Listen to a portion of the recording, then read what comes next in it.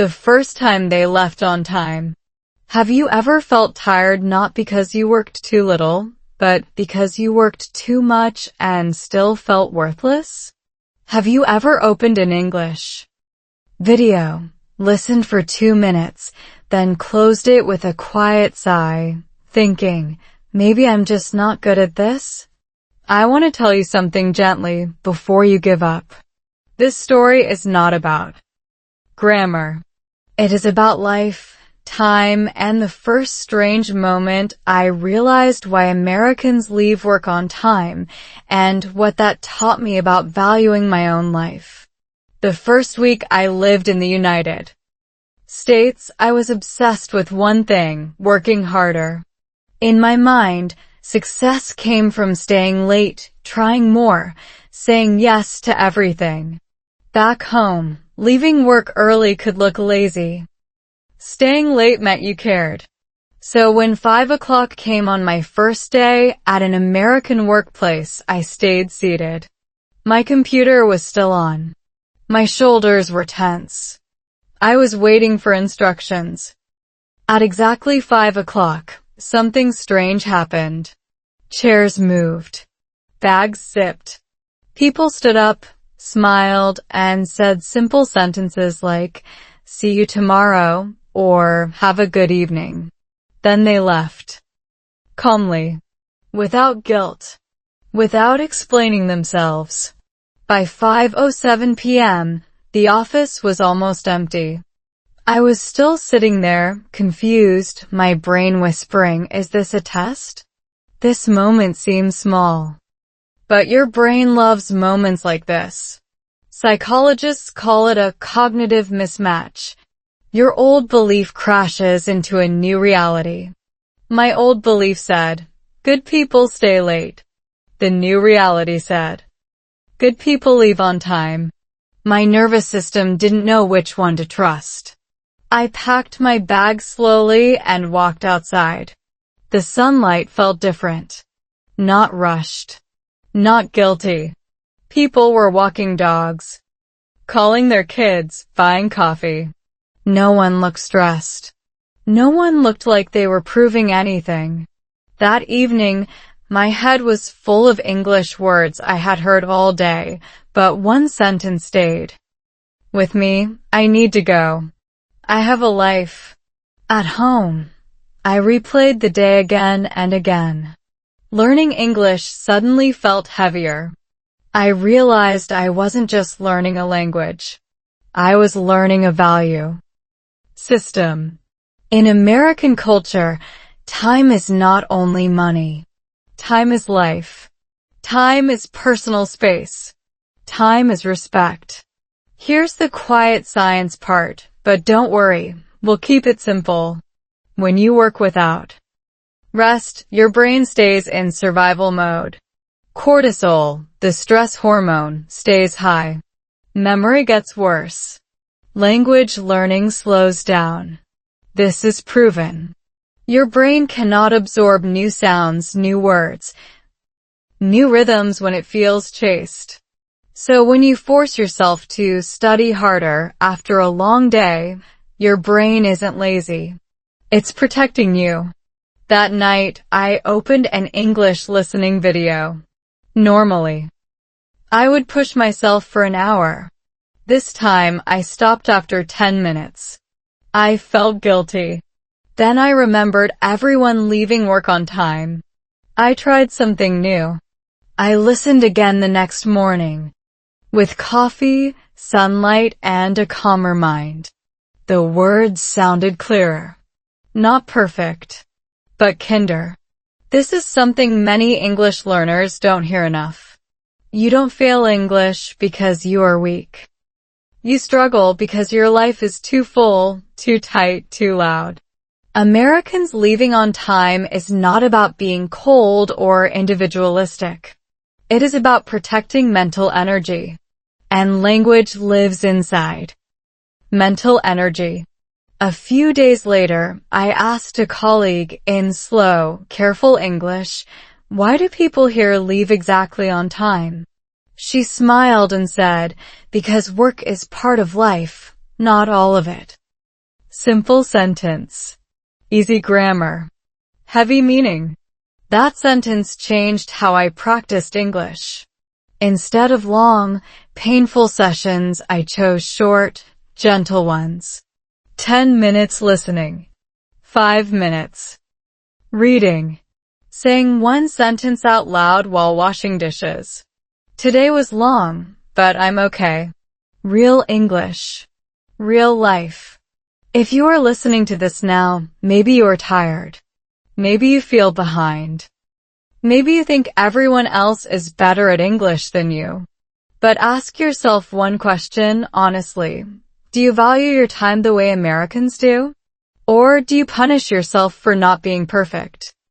Leaving on time is not quitting.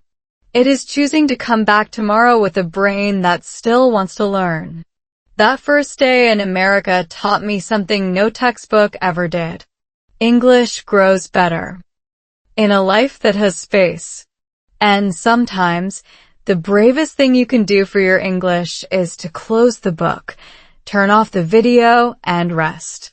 Because in the end, your brain is not a machine. It is a human thing. And it learns best when it feels safe. Weather shapes daily schedules. Imagine waking up one morning and realizing the weather is not just something you talk about, it is something that quietly controls your entire day.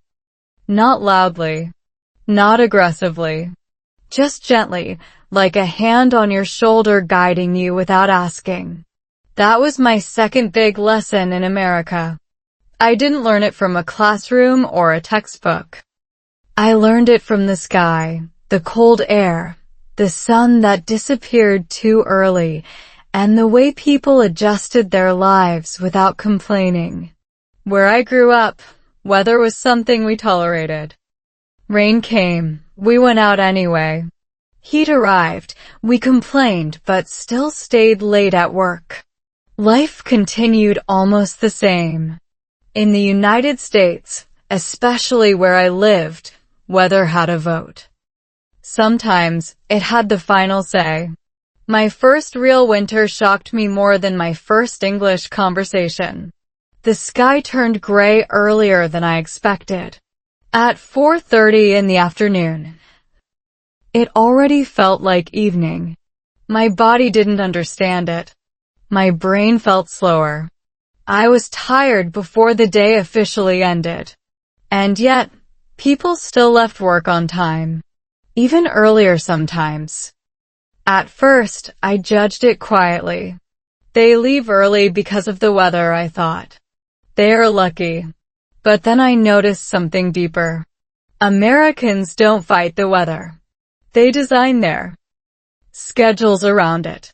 When winter comes, life slows slightly.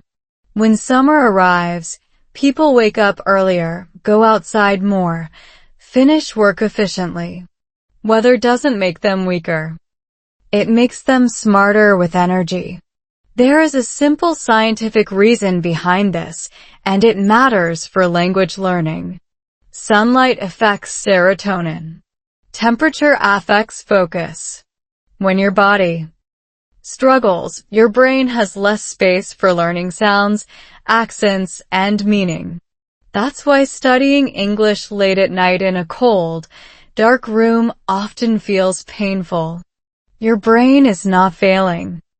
It is cold and tired.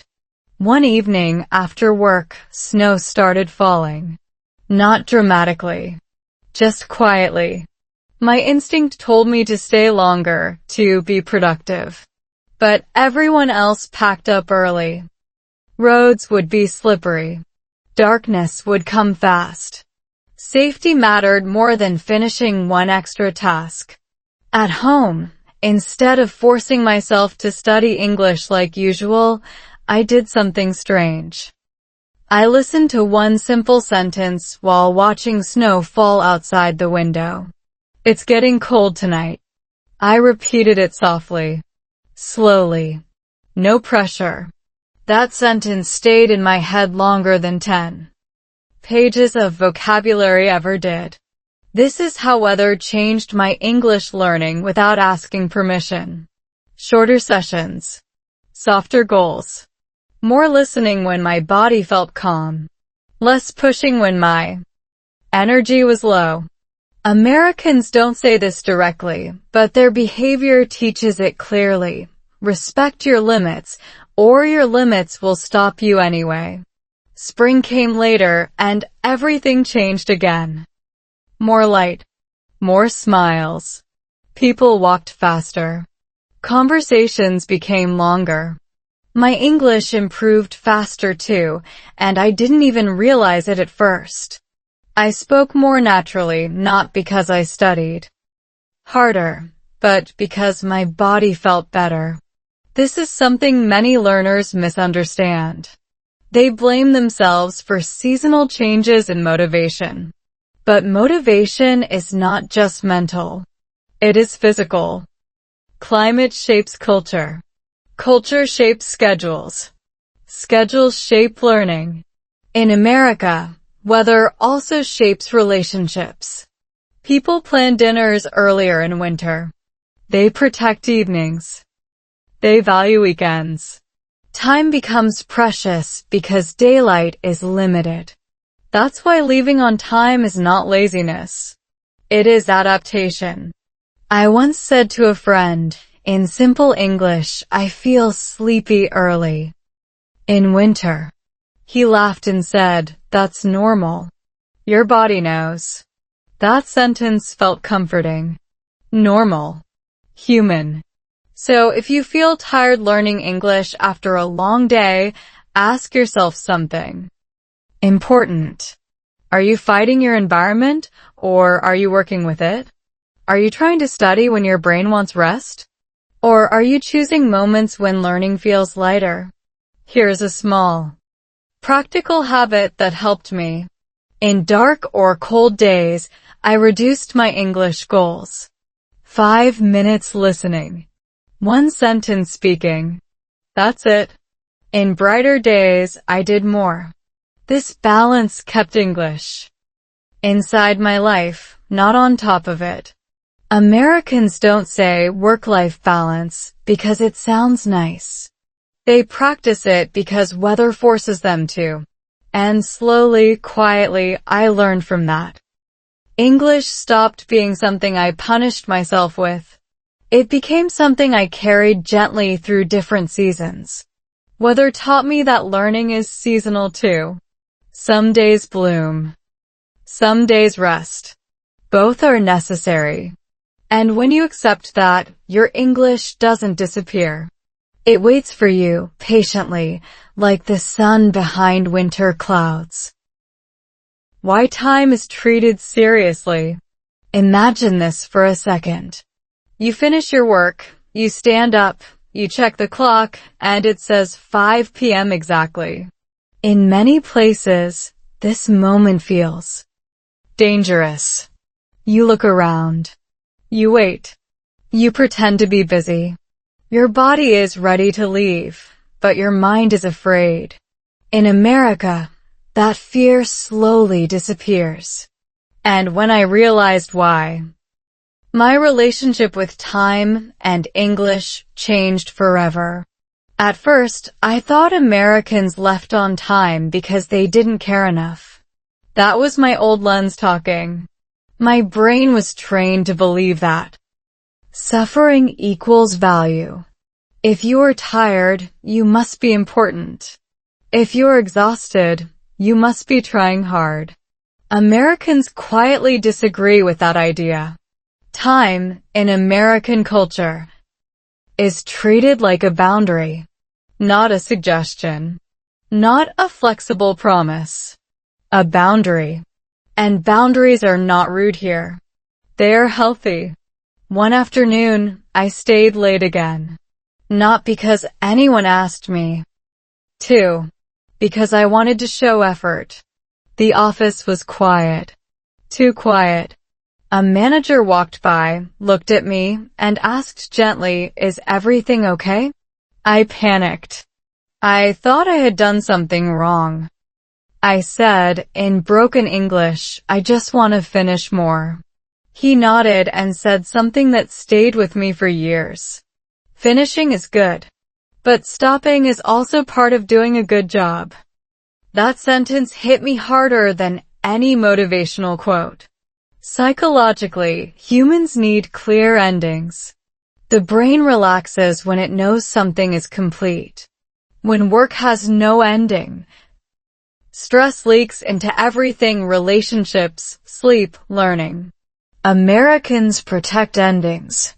That's why 5 o'clock matters. Here's the science, but keep it friendly. Your brain uses something called attention residue. When you don't stop working properly, part of your attention stays stuck in work mode. That leftover attention makes it harder to focus on new things like learning English.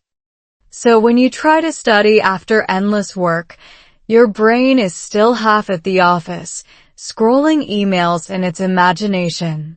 Americans leaving on time is not about loving clocks. It's about protecting mental clarity. Once I understood this, I noticed how precise language became around time. I'll catch up tomorrow. Let's talk in the morning. Simple phrases. Clear endings. Clear beginnings. This clarity makes English easier to understand and easier to use. There is less guessing, less emotional reading between the lines. In relationships, this matters even more. Dating in America confused me at first. People planned exact times, exact places, exact endings. I need to head out at 9. No drama. No explanation. At first, it felt cold. Later, it felt respectful. They were saying, I value you and I also value myself. When I started a serious relationship, this idea followed us into love. We didn't talk all night every night. We slept. We rested. We showed up better the next day. Love didn't disappear because time had limits. It became stronger because of them. This connects directly to learning English. When you give English a small, protected space in your day, it grows. When you squeeze it into exhaustion, it resists. Americans don't learn better because they are smarter. They design lives where learning fits naturally. I tested this myself. Instead of studying whenever I was tired, I chose a clear time. 20 minutes. Then stop. Even if I wanted more. Especially if I wanted more. That stopping made me want to return the next day. Desire stayed alive. There is also something emotional here. Many learners feel guilty resting. Guilt is heavy. Guilt blocks language. When Americans leave on time, they send a quiet message to their nervous system. You are allowed to live. That permission lowers anxiety. Lower anxiety improves pronunciation, listening, memory. This is not poetry. This is neuroscience. One evening, I practiced saying one sentence out loud. I'm done for today. It felt strange. Powerful. Like closing a door gently instead of slamming it. That sentence improved my English more than 10 new words. So ask yourself honestly, when do you stop? Not when do you collapse. When do you stop on purpose? If you never stop, your brain never feels safe enough to learn deeply. Americans treat time seriously because time is the only thing you never get back. Money returns. Energy sometimes returns. Time only moves forward. Leaving on time is not about rushing away from work. It's about arriving fully to life. When you respect your time, English respects you back. It stops feeling like a punishment and starts feeling like a conversation you can return to tomorrow. And tomorrow matters. My cultural time shock. Picture this. You arrive early. You sit straight. You smile too much. You prepare your sentences in your head again and again, like loading bullets into a nervous mind. And then, without warning, someone ends the conversation exactly when they said they would. Not rudely. Not emotionally. Just cleanly. That was my real cultural shock in America. Not the food. Not the language. Time. It happened during a short meeting. 15 minutes. That's what the calendar said. I thought it was a suggestion. In my world, meetings stretch. They breathe. They drift. You wait for the real ending, the invisible signal that it's safe to leave. In America, the clock hit the time. The meeting ended. People stood up. Laptops closed. Smiles appeared. Done. My heart beat faster. I felt unfinished. I hadn't said everything. I hadn't proven my effort. My English sentences were still lining up in my head, waiting for permission. And suddenly, the room was empty. That night, I replayed the moment over and over. My brain asked dangerous questions. Did I do something wrong? Do they think I'm not interested? Did my English sound stupid? This is how cultural shock hides. It doesn't scream. It whispers doubt. Here's the psychological part that matters. When you come from a culture where time is flexible, your identity often lives inside endurance. You stay longer to show loyalty. You talk longer to show care. When that system disappears, your brain feels naked, unvalidated, lost. Americans don't use time to test loyalty. They use time to protect clarity. A few days later, I experienced it again. A friendly conversation after work. Laughing. Easy English. I relaxed. Then the sentence came. I have to head out. That's it. No apology. No story. Just a boundary.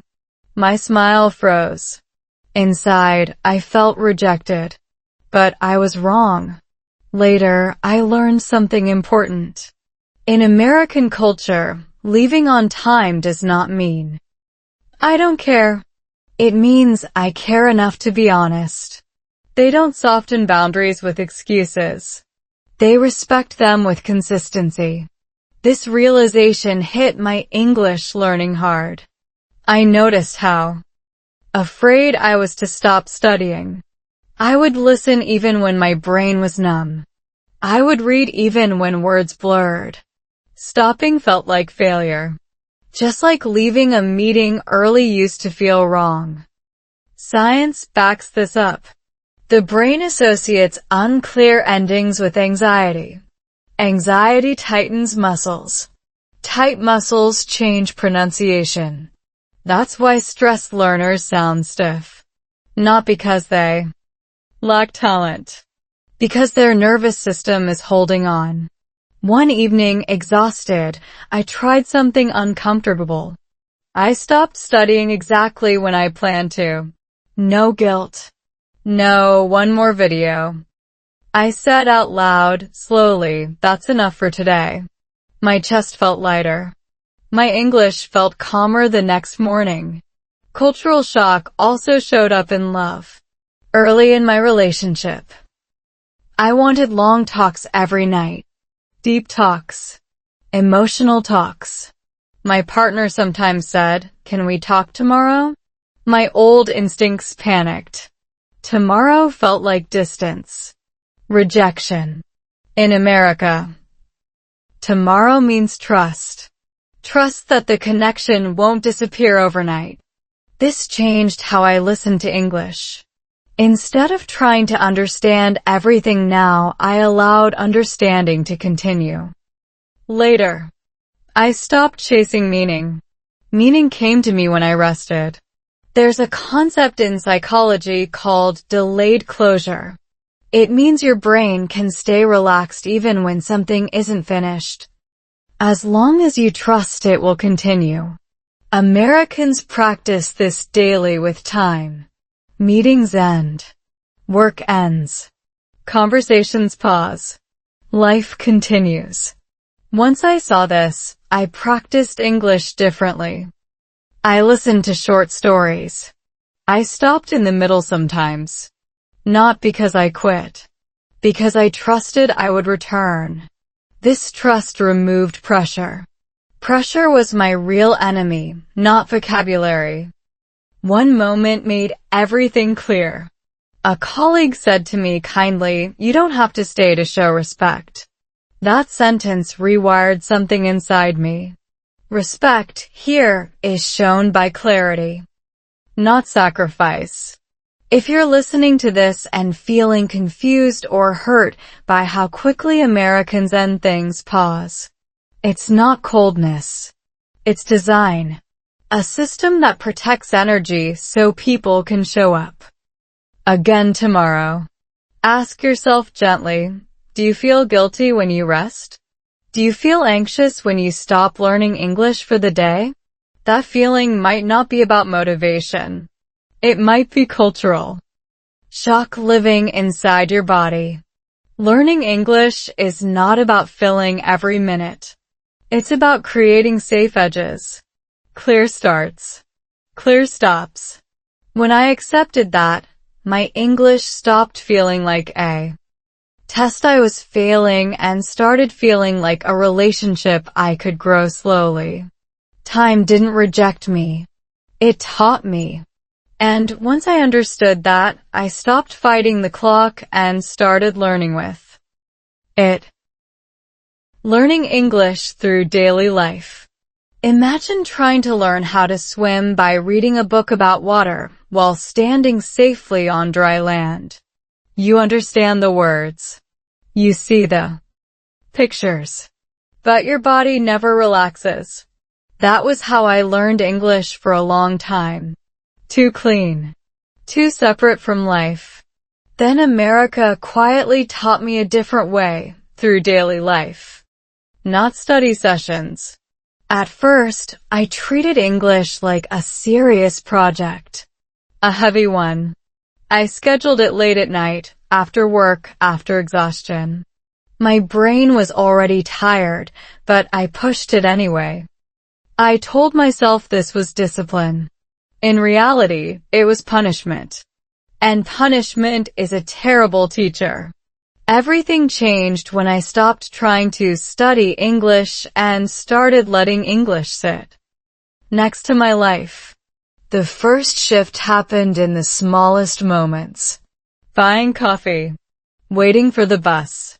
Standing in line at the grocery store. Americans talk about simple things slowly, casually. Weather. Time. Plans. Busy day. Long line today. I'm heading home soon. These sentences are not impressive. That's why they work. Your brain learns language best when it feels safe. This is not motivation talk. This is neuroscience. When stress is low, the brain's language center opens. When stress is high, it closes. Daily life conversations carry almost no pressure. No test. No score. Just presence. One afternoon, a cashier asked me, "How's your day going?" I froze. This question sounds easy, but my brain tried to answer perfectly. Grammar. Accent. Speed. Then I remembered something important. Americans don't ask this question to measure you. They ask it to connect. So I answered honestly, slowly. "It's been a long day, but it's okay." She smiled. "I feel that," she said. That was it. No correction. No judgment. Just a moment. That moment did more for my English than an hour of forced listening. Daily life English repeats itself. That repetition is gold. The brain loves patterns.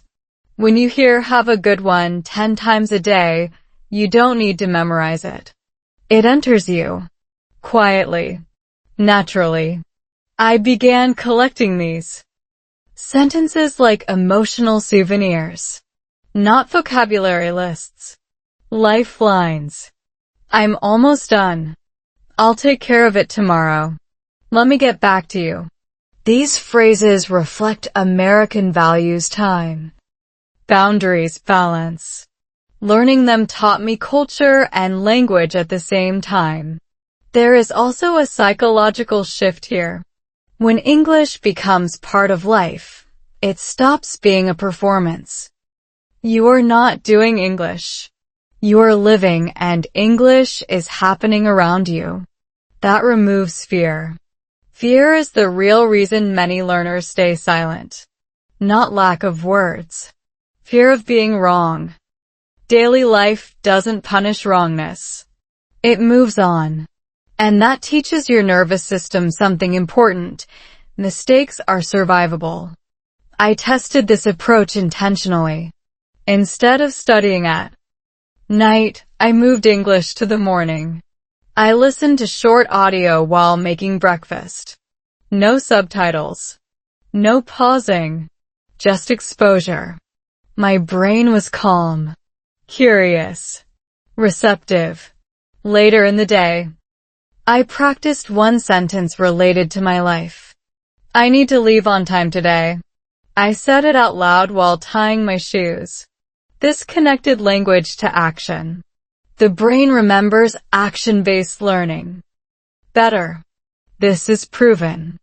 Slowly, my English stopped feeling separate from who I was. It became how I thought, how I planned, how I respected my own time. I also noticed something surprising. When English was lighter, I became more consistent. Consistency beats intensity every time. 10 minutes every day changes the brain. 1 hour once a week does not. Americans don't study their own language. They live it. That sounds obvious, but learners forget this. You don't need more effort. You need more integration. Daily life also taught me emotional English. How people express tiredness without drama. How they say no politely. How they protect evenings. This emotional fluency matters more than perfect grammar. It makes conversations feel human. One sentence became very important to me. I'm heading out. Simple. Clear. Respectful. I practiced it. Used it. Felt it. And every time I said it, I felt a little more like I belonged. If you're struggling with English, I want you to consider this gently. Are you trying to add English on top of an already heavy life? Or can you let English walk with you through your day? Listen while you live. Speak while you move. Learn while you rest. English is not something you conquer. It's something you grow into. When I stopped treating English like a mountain and started treating it like a street I walked every day, everything changed. My confidence grew. My stress dropped. My life felt more balanced. And that balance is exactly why Americans leave on time. Because language, like life, works best when it has space. Love started after work hours. Imagine this strange idea for a moment. Love does not begin with long conversations, deep confessions, or dramatic promises. Love begins when someone looks at the clock, smiles at you, and says, "I'm heading home." That sentence confused me more than any idiom in English. But it also changed my life. When I first started dating in the United States, I carried my old habits with me like invisible luggage. I believed connection came from time spent together, and more time meant more love. Longer talks. Later nights. Endless messages. That was how effort looked to me. Americans, apparently, had a different definition. Our early dates were simple. Coffee, a walk, dinner that ended earlier than I expected. Just when I felt the conversation getting interesting, the sentence arrived. I have to go. I work early tomorrow. No guilt. No apology. Just honesty. Inside, my brain panicked. Did I say something wrong? Was my English boring? Did they lose interest? My heart tried to translate time into rejection. That translation was wrong. Later, much later, I learned this truth. In American culture, leaving on time can be a sign of respect. It says, I want to show up fully next time. Not tired. Not resentful. Not drained. Psychology explains this better than romance ever could. Emotional connection needs energy. When energy is gone, patience disappears. Listening becomes shallow. Love turns into performance. Americans protect energy like they protect time, because they know love dies faster in exhaustion than in distance. One evening, after a short date, I felt disappointed. I wanted more. More talk. More closeness. I went home and opened an English listening video, trying to distract myself. My mind wandered back to the date. Then a simple sentence from the video landed softly. Good things need space. I laughed. It felt personal. The next time we met, something changed. Because the previous date ended early, I arrived curious instead of tired. I listened better. My English flowed more naturally. I wasn't searching for perfect words. I was present. Presence, I realized, sounds fluent in every language. Love after work hours in America lives inside boundaries. Work ends. Personal life begins. That separation matters. It gives relationships their own oxygen. Without it, everything feels like work. I noticed how Americans plan time together carefully. Let's meet Friday evening. I can stay until 9. These limits are not walls. They are containers. Containers make experiences safer. When you know the shape of time, you relax inside it. This helped my English more than any pronunciation drill. When I wasn't anxious about how long something would last, my brain stopped racing. Less racing means clearer speech. Clearer speech builds confidence. Confidence invites connection. There is also science here, quietly supporting love. The brain releases dopamine when anticipation exists. Shorter, well-ended interactions increase anticipation. Endless interactions flatten it. That's why Americans don't talk until midnight every night at the beginning. They let desire grow. I tried applying this to my English learning too. Short conversations. Clear endings. I stopped practicing when I still felt good, not when I was exhausted. The next day, I wanted more. Desire stayed alive. In my relationship, this approach slowly built trust. When someone said, I need to go, and actually left, I learned something important. Their words matched their actions. That consistency felt safe. Safety is the soil where love grows. At some point, we talked about it. Directly. In simple English, I said, in my culture, staying longer means caring more.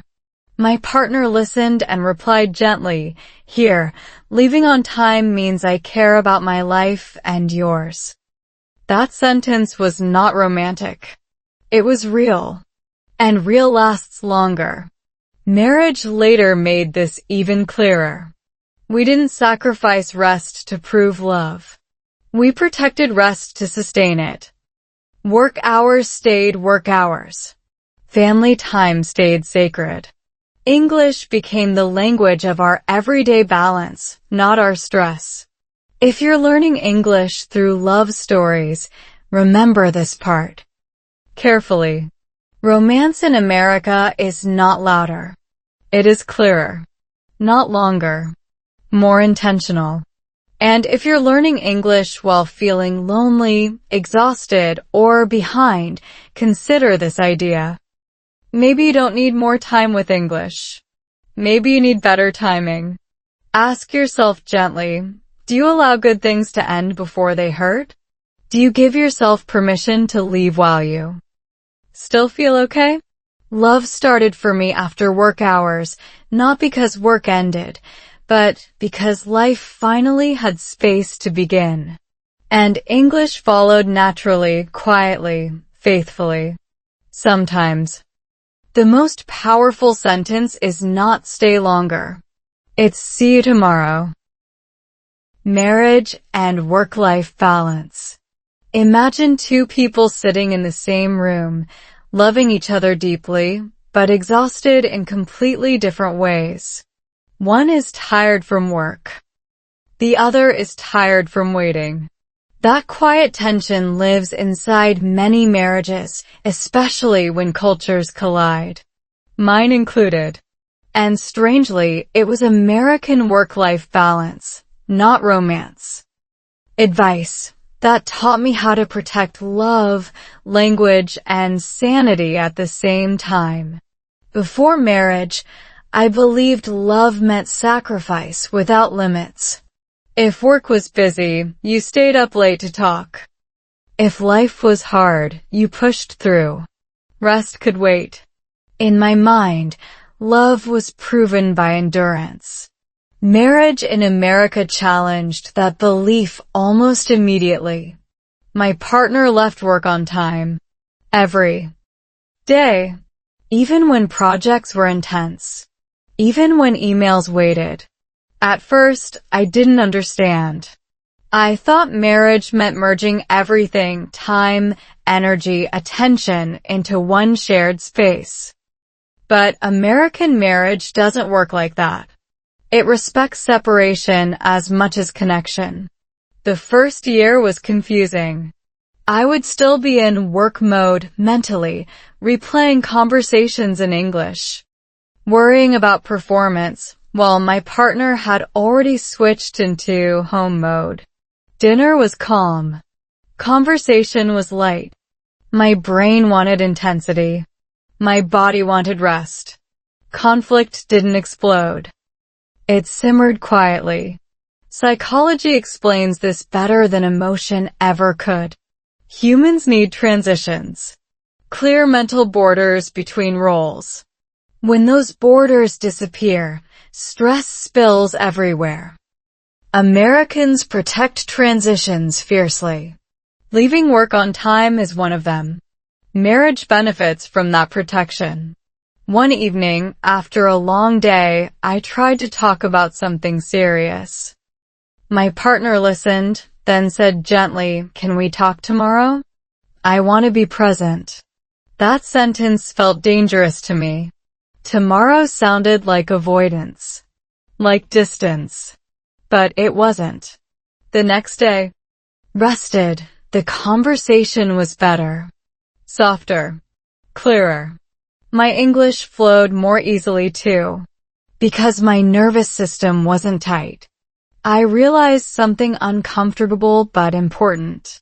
Timing matters more than intention. Marriage taught me that balance is not 50-50 every moment. It's rhythm over time. Americans don't chase balance daily. They design systems that create balance naturally. Fixed work hours. Protected evenings. Weekends that belong to family. Language learning lives inside these systems. When evenings were calm, English stopped feeling like an obligation. We talked about small things. Groceries. Plans. Weather.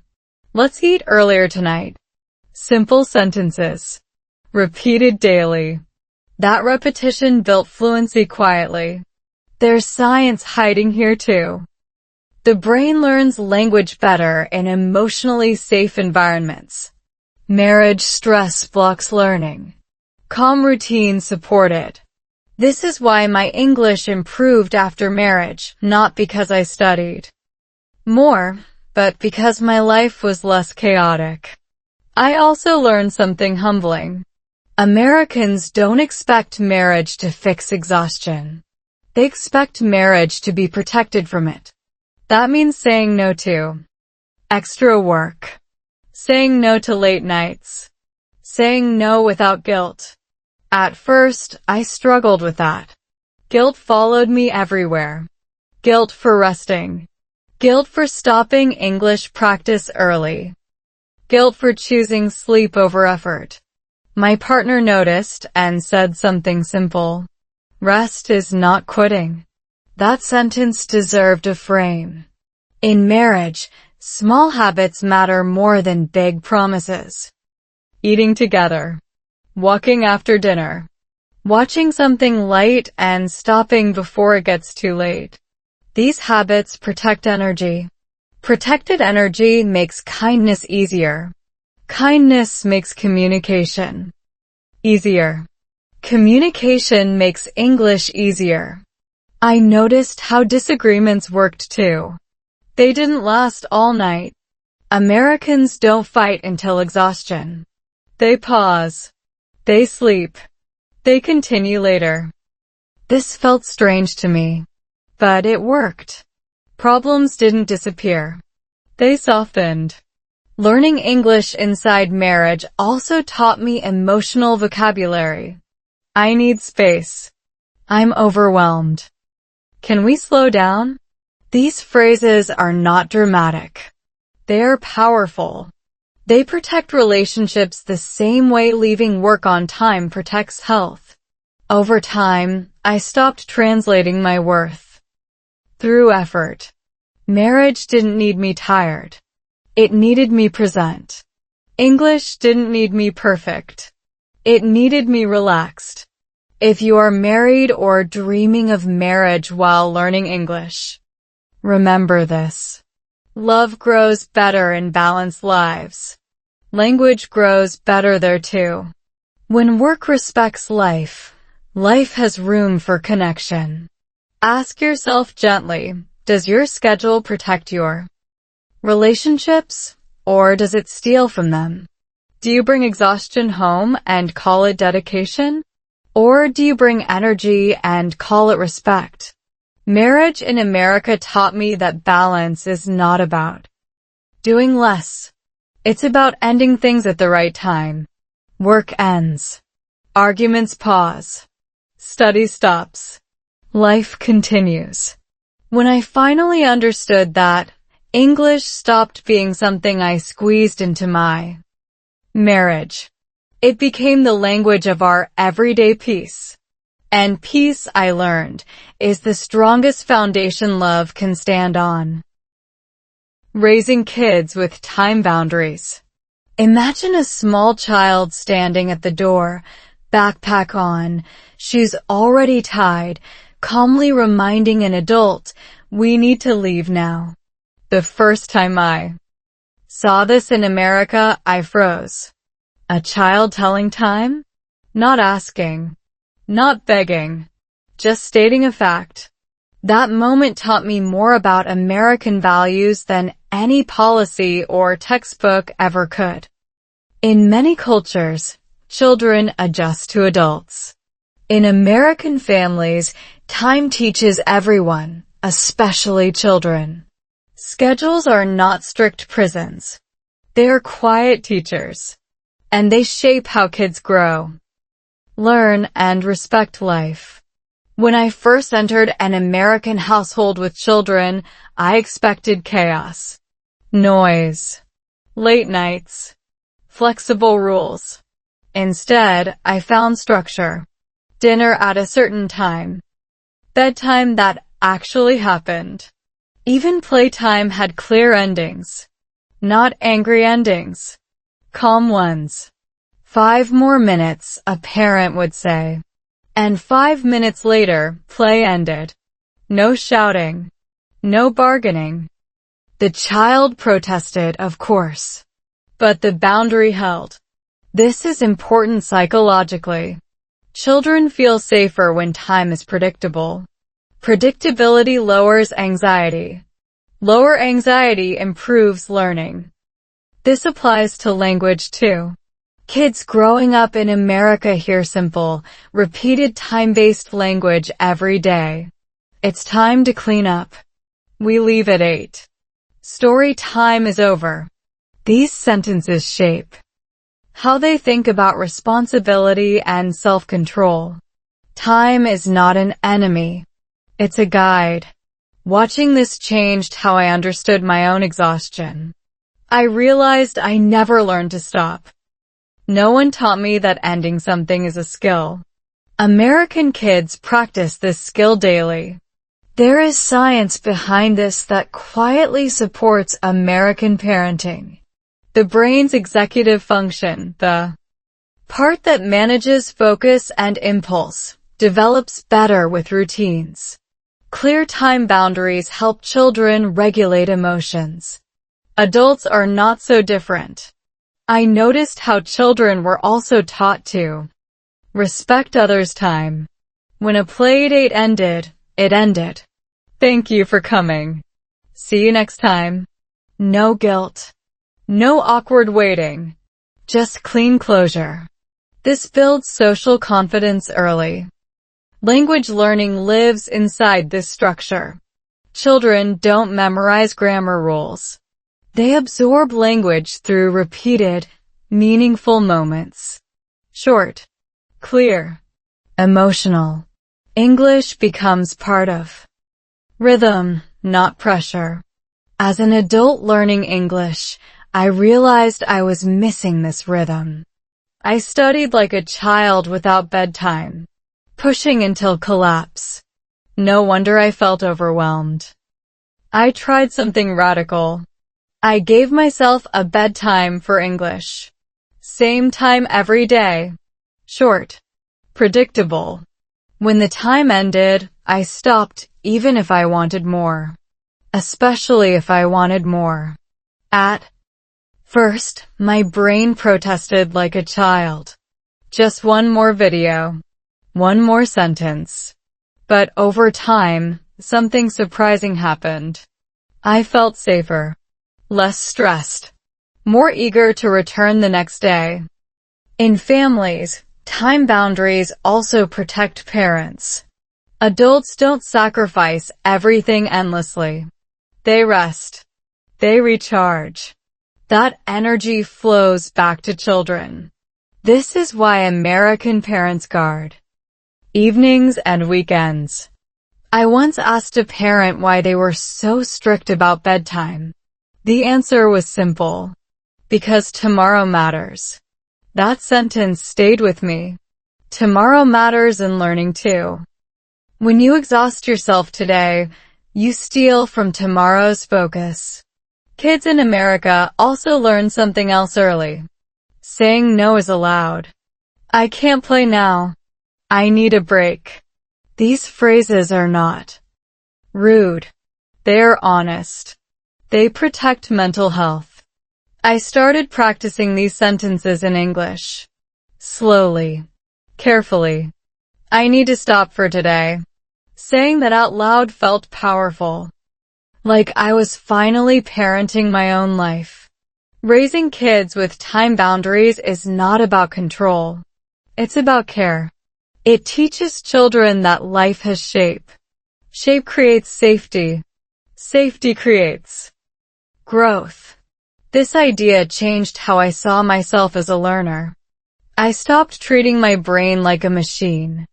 I treated it like a child who needs rest, routine, and encouragement. If you are a parent or planning to be one, remember this.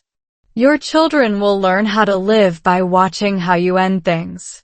How you stop working. How you stop worrying. How you stop studying.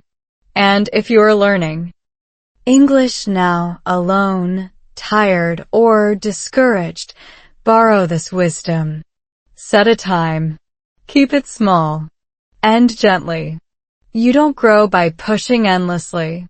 You grow by returning again and again rested. American kids learn early that life is not about doing everything.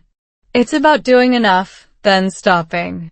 That lesson saved my energy, my English, and eventually my joy.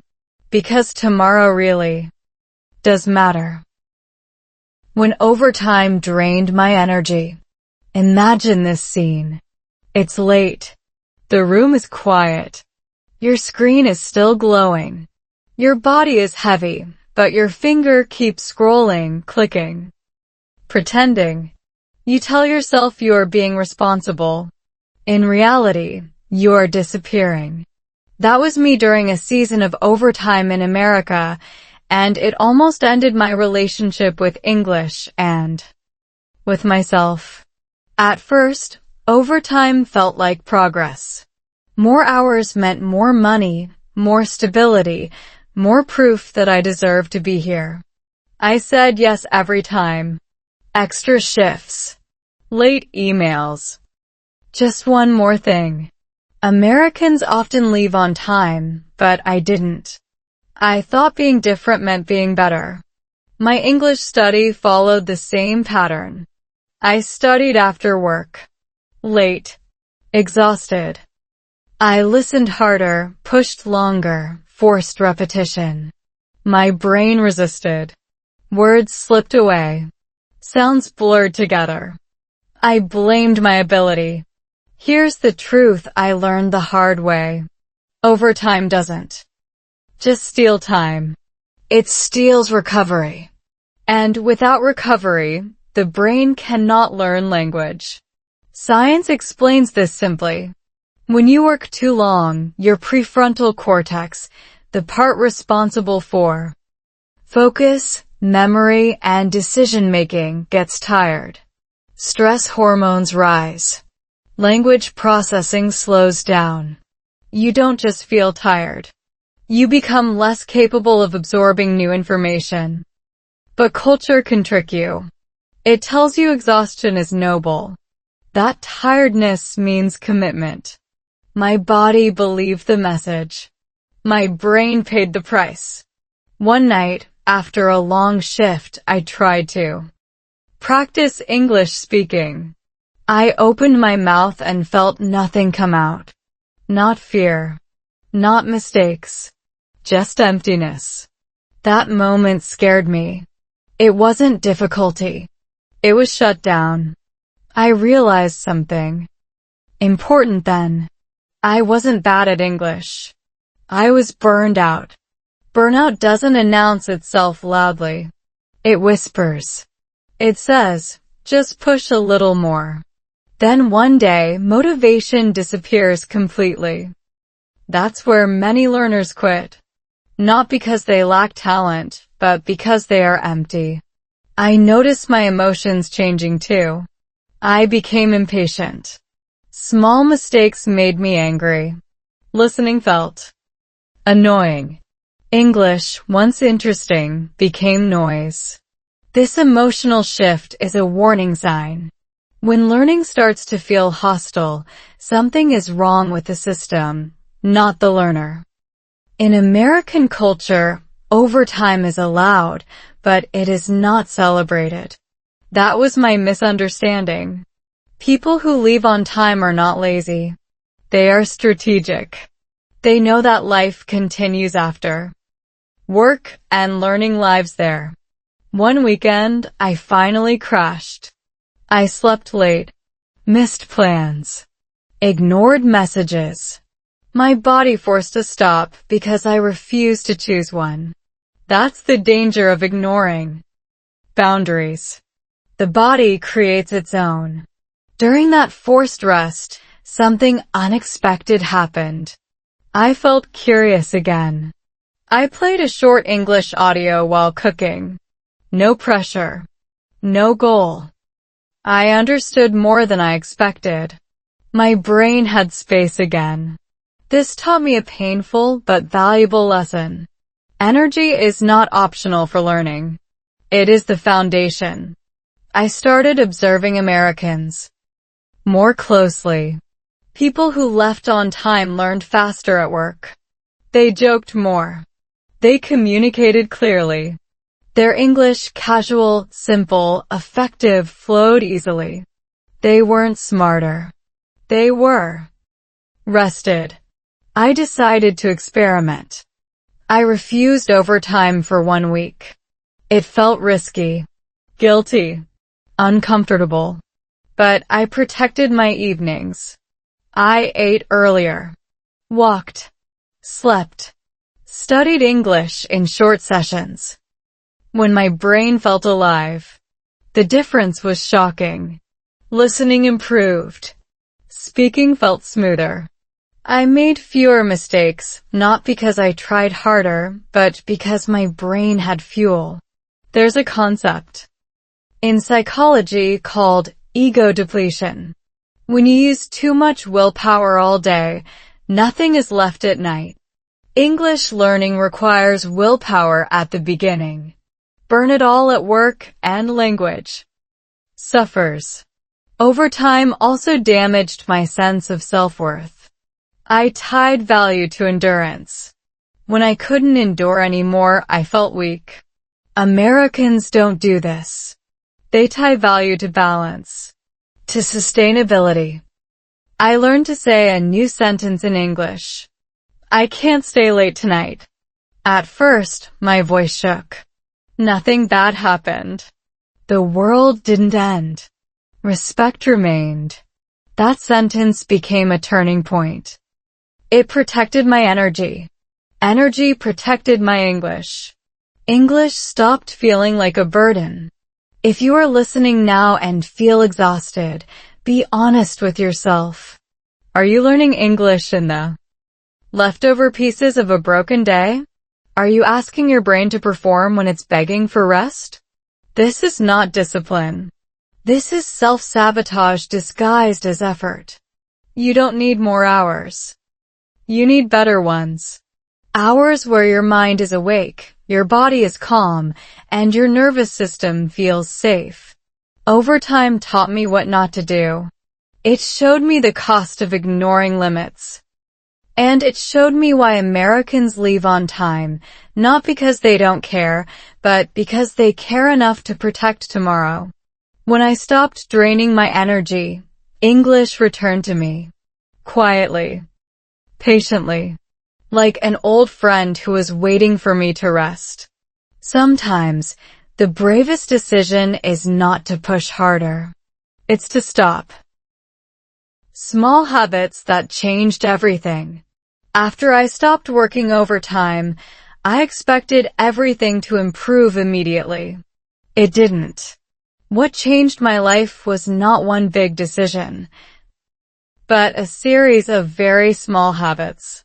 They were quiet, almost invisible, but together, they rebuilt my English and my energy. At first, I felt lost. Without overtime, I had free time, but I didn't know how to use it well. Old habits whispered to me. Study longer. Push harder. Do more. I didn't listen this time. I did the opposite. I started with one simple rule. English only when my brain felt awake. Not motivated. Not disciplined. Awake. Some days, that meant 10 minutes. Other days, 20. I stopped timing myself with guilt. I timed myself with honesty. The first habit was short. Listening. I chose slow, clear English stories. No subtitles at first. Just listening. I listened while making tea, washing dishes, or sitting by the window. My body was relaxed. My brain was open. I noticed something surprising. I understood more when I wasn't trying so hard. The second habit was repeating out loud, but softly. I didn't force pronunciation. I copied rhythm. I copied pauses. I spoke like I was thinking, not performing. This removed fear. Fear blocks learning. Calm invites it. I realized something important. Children don't learn language by pressure. They learn through safety and repetition. I decided to treat myself like a beginner, not a failure. The third habit was daily exposure, not daily achievement. I stopped asking, what did I finish today? I asked, did I touch English today?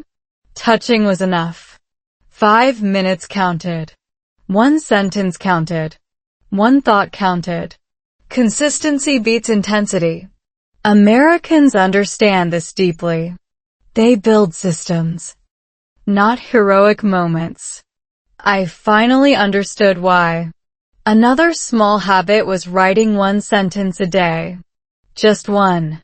About anything. How I felt. What I saw. What I learned. I didn't correct it immediately. I let it exist. Then I reviewed it later, calmly. This removed perfectionism. Perfectionism is heavy. Learning needs lightness. I also changed where English lived in my life.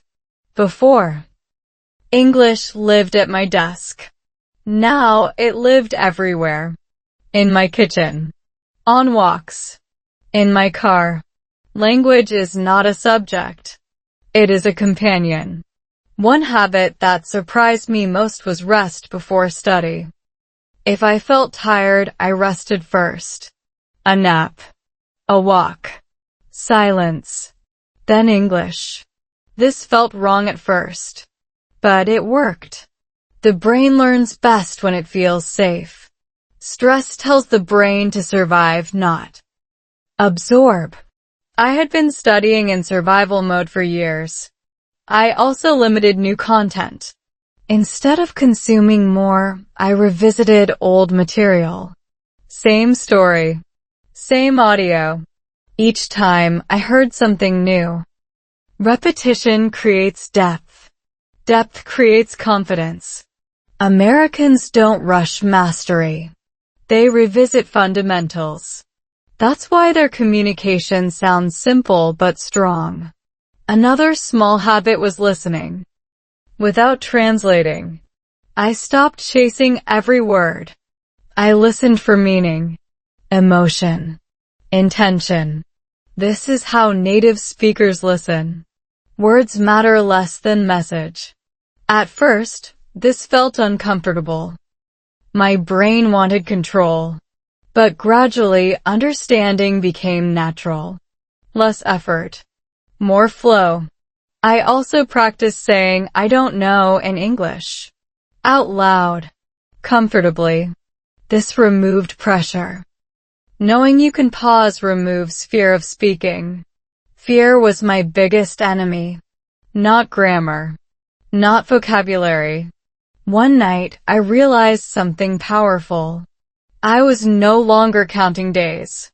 English was no longer a project. It was part of my rhythm.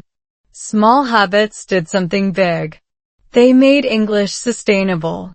Sustainability is the secret. Americans don't burn out because they design lives they can repeat. Learning is not about reaching the finish line. It's about staying on the path. I thought back to my early days in America. I wanted fast results to prove my worth. Now, I wanted steady progress to protect my life. These habits didn't just improve my English. They changed how I treated myself. I stopped being my own enemy. If you are listening now, don't look for a miracle method. Look for a habit you can repeat even on a bad day. That is the right one. Ask yourself this simple question. Can I do this tomorrow when I am tired? If the answer is yes, you're building something real. English doesn't need your suffering. It needs your presence. 10 minutes of calm beats 2 hours of exhaustion. Small habits saved my energy. Energy saved my English. And English slowly became a joy again, not a debt I owed myself. This is how everything changed. Quietly, gently, one small habit at a time. Love, family, and a new rhythm. There is a moment in life when learning stops being about you alone. For me, that moment came when love and family entered the picture in a deeper way. English was no longer just a personal goal. It became a bridge between hearts, between generations, between cultures living under the same roof. When I first built those small habits, I was still focused on myself, my schedule, my energy, my progress. Then life changed, quietly but completely. I got married. Love in America feels different. Not louder. Not more dramatic. Just more scheduled. People plan love the way they plan work. Date nights go on calendars. Family dinners have start times and end times. At first, this felt cold to me. Where I came from, love was flexible. You stayed late. You talked until midnight. You didn't check the clock when emotions were strong. In America, people check the clock because they respect tomorrow. This difference taught me something important. Love does not mean sacrificing your entire life. Love means protecting the life you share. At home, English became the language of small things. Grocery lists, school emails, doctor appointments, conversations about bills, weather, and weekends. Not poetic, not impressive, but real. This is where real English lives. I noticed how Americans speak with their families. Clear, direct, calm. They don't decorate words too much. They value understanding over expression. This made family life smoother. I tried to copy that rhythm. Instead of long explanations, I used simple sentences. Instead of perfect grammar, I used honest tone. Communication became easier. Conflicts became shorter. Science explains this well. The brain under emotional stress loses access to complex language. Simple language keeps connection open. Americans instinctively know this. Then children came into my life. Children change everything, especially language learning. Kids don't wait for you to be ready. They talk now. They ask why. They repeat. They interrupt. English practice became unavoidable. At first, I felt embarrassed. My English was simple. My sentences were short. But children don't judge fluency. They judge presence. If you listen, they forgive mistakes. If you care, they understand meaning. This removed my fear completely. I began reading simple English stories out loud. Slowly. Every night. Same books. Same words. Over and over. Repetition again saved me. While reading, I noticed my pronunciation improving naturally. Rhythm. Stress. Pauses. All learned without study. Just through love. I realized something powerful. I was learning English the way humans were meant to inside relationships. Language evolved for connection, not tests. Family life also taught me boundaries. In America, family time ends on time too. Kids sleep early. Parents rest. Even love respects the clock. At first, this felt strict. Then it felt safe. Because when rest is protected, patience grows. I became a calmer partner. A more present parent.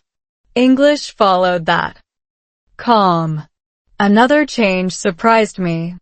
My listening skills improved faster than my speaking. This is normal. Americans listen carefully in family conversations. They wait. They don't interrupt much. I learned to listen without preparing my reply. This improved my understanding dramatically. Listening is love, and love sharpens listening. English at home was imperfect but alive. No scripts. No pressure. Just life happening in another language. I also learned cultural rules the hard way. Americans value independence, even inside families. Kids are encouraged to speak up. Partners express needs directly. At first, this felt uncomfortable, but it reduced hidden tension. Clear language prevents emotional debt. Slow English helped me slow emotions. One night, during a small disagreement, I noticed something. I stayed calm. I spoke slowly. I chose simple words. The conversation ended peacefully. That was new. English was no longer stealing my energy. It was supporting my life. Family gave my learning a reason beyond achievement. I wasn't learning to sound smart. I was learning to show up. This changed everything. If you want real progress, bring English into relationships. Talk to someone you care about. Read to someone. Listen without correcting yourself. Language sticks when emotions are attached. At this stage, I stopped calling it practice. It was just living.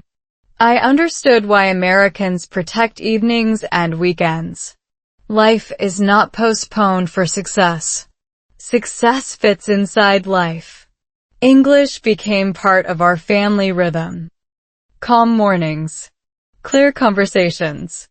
Early nights. This rhythm saved my motivation. If you are struggling, ask yourself this. Who am I learning English for? When the answer becomes a person, not a goal, progress becomes natural. Love slowed me down. Family grounded me. And English finally felt human. That's when I knew the journey was almost complete. Leaving on time, living fully. There is a quiet question hiding behind this entire journey. It sounds simple, but it changes everything once you hear it clearly. Do you value your life? For a long time, I thought working late was proof of responsibility. Studying late was proof of discipline. Sacrificing rest was proof of seriousness. America slowly taught me something uncomfortable. None of that proves you value your life. It only proves you are willing to trade it. The day I truly understood why Americans leave on time was not at work. It was at home one evening when the clock reached 6. My American coworkers were already offline. No emails. No apologies. Just gone. At first, I judged it. Then I envied it. Finally, I studied it. Leaving on time is not laziness. It is a boundary. And boundaries are a form of self-respect. Science explains this clearly. Chronic overwork keeps cortisol high. High cortisol damages memory, focus, and language acquisition.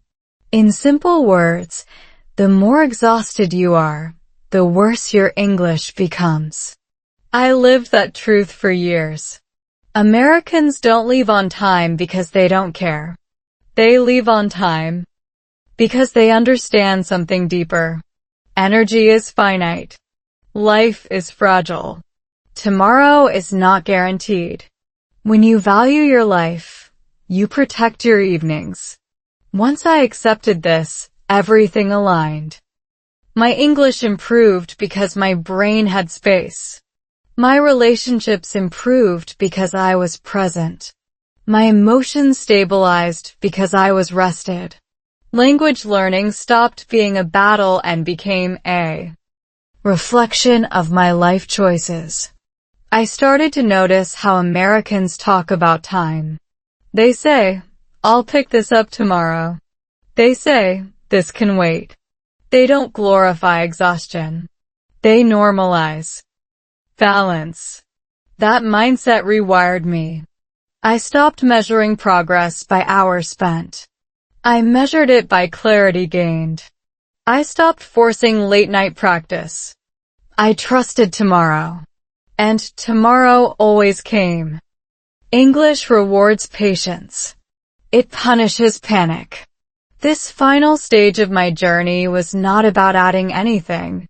It was about removing pressure, removing guilt, removing the belief that suffering equals growth. It doesn't. Growth comes from alignment. I align my schedule with my values with my energy with my learning. That's when English became natural. I could listen without tension, speak without fear, make mistakes without shame, because my life was no longer built on urgency. Urgency kills joy. Joy fuels language. I want you to imagine something. Imagine learning English in a life you don't hate, in a body that is rested, in a mind that feels safe. That version of you learns faster. Every time. Leaving on time is not about the clock. It's about choosing life over performance. Americans understand this instinctively. They protect weekends. They protect family dinners. They protect sleep. And because of that, they show up better the next day. English fits into that system beautifully. If you are listening right now and feeling tired, burned out, or behind, hear this clearly. You are not failing English. You are exhausting yourself.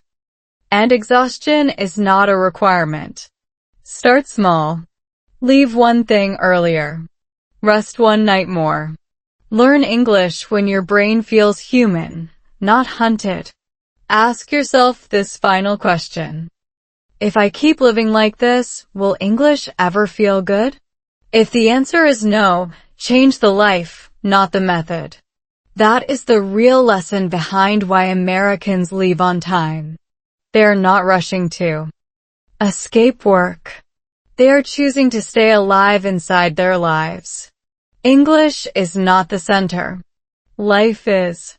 When you value your life, English follows. And if this story stayed with you, if it made you think, pause, or breathe a little slower, then it has done its job. If you've made it this far, then this story wasn't just something you listened to. It was something you felt. Maybe for the first time, you realized that learning English was never the real problem. The real problem was how hard you were being on yourself. Americans don't leave on time because they care less. They leave on time because they understand something essential. Your life is not a rehearsal. When you respect your time, your energy, and your personal space, your English changes naturally. You listen better. You speak with more confidence. You stop translating fear and start expressing yourself. This channel isn't about memorizing perfect grammar. It's about learning real English through real life, real emotions, and real stories in America. Stories about love, culture, family, failure, growth, and finding yourself again. If this video helped you slow down, breathe, or see English differently, then you're exactly the kind of learner this channel is made for. Subscribe now to continue learning English through powerful stories about life in the US. Like this video so more learners who feel lost can find it. Comment below, do you value your life and your time more after this story? The next story will go even deeper. New challenges, new emotions, and a new way to practice real, slow, meaningful English without burnout. Don't rush. Don't quit. Just come back. Because the best English learners are not the busiest ones. They're the ones who stay human. See you in the next story.